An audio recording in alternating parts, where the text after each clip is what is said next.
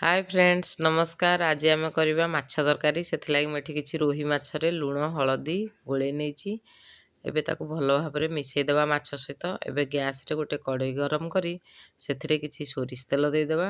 तेल आमर भल भाव में गरम हो सारा पर लुण हलदी गोले रखि माछ को ता देहरे देदेबा आउ एकर सेकर कर लाल होगा पर्यंत भाजी नेबा।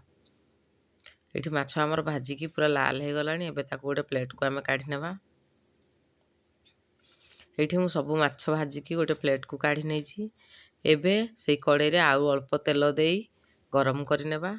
तेल आमर गरम हो सारा पर काटिकी रखि पियाज को देदेबा। पियाज आमर हल्का लाल होला पर आम से लंका गुंड और हलदी गुंड ऐड करदेबा आउ ताकू भल भाव में मिसईदेबा। एबे बाटिकी रखि मसला को से देदेबा। मसलार मु अदा और रसुण नहीं। एबे मसला दे सारिया पर भल भाव में कषिदेबा। मसला टिके कषि हो गला पर काटिकी रखिथिबा दुईटा टमाटो को देई सेथिरे स्वाद अनुसार लुण देई आउ किछि समय भाजी नेबा। एबे सेथिरे अल्प अल्प पानी देई मसला को भल भाव में कषि नेबा। एठी मसला हमर भल भाव में कषि हो गलानी।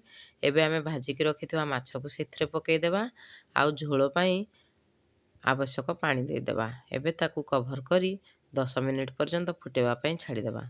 एठी हमर माछ तरकारी फुटिकी रेडी हो गलानी। एबे सेथिरे आमे धनिया पत्र पकेई देबा। एबे प्रस्तुत हो गला गरम गरम रोही माछ तरकारी।